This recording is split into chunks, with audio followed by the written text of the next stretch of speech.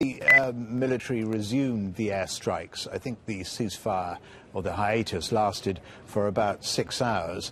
Was there a strong political will to start the firing again, or would people there have liked a longer ceasefire?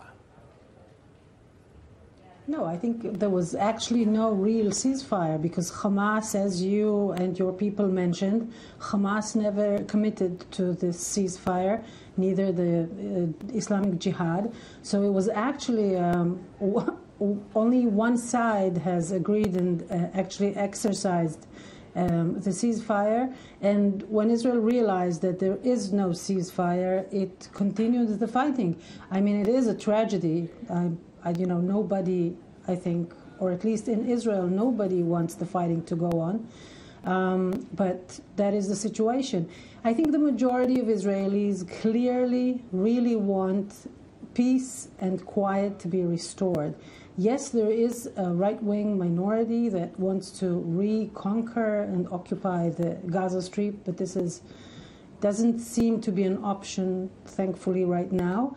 And hopefully we can really get to a ceasefire and restore quiet. Who does Israel think could persuade Hamas to stop firing rockets into Gaza? Because the reason they didn't was not so much an Israeli reason as an Egyptian reason. For sure. I mean, the relationship between Hamas and Egypt right now are a player and an issue in this again, unfortunate fighting. It's an unfortunate relationship. So who do you think could broker a ceasefire now? Well, I don't know who could. This is something that one should check with Hamas. I think it's all about what Hamas wants to gain, and is it in anyone's interest to give Hamas what they want, to let them thrive again and become all over again more powerful. The point I'm trying to make is and succeeding terror organization. This is a point that we need to remember. I know that, but in Washington, President Obama did offer to broker a ceasefire. That seems to have been totally rejected by Benjamin Netanyahu. Why? I have to admit that I am not very well informed with that, so I don't know the details and I won't be able to answer this wisely.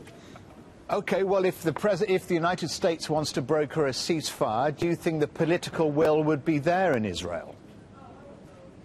For sure there is a political will. I mean, why else would Israel accept the Egyptian offer? It's not about the Egyptian offer. I mean, Israel and America and the U.S. are very, very close and are working together very, very well. Why shouldn't Israel accept something that was brokered by the U.S.? Well, that's exactly why I was asking it, because it does seem strange. I mean, because the White House says it's very worried about the large number of Palestinians being killed.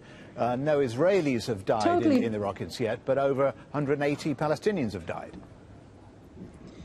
I heard that the White House is worried. I did not hear that there was a serious offer made by the U.S., I have to admit, again, and nor did the Israeli public, so I really don't know about that. I will tell you that the political will is there for a ceasefire. That's very obvious, and the Prime Minister said it very clearly, and I think in this case he means Mr. Netanyahu what he says.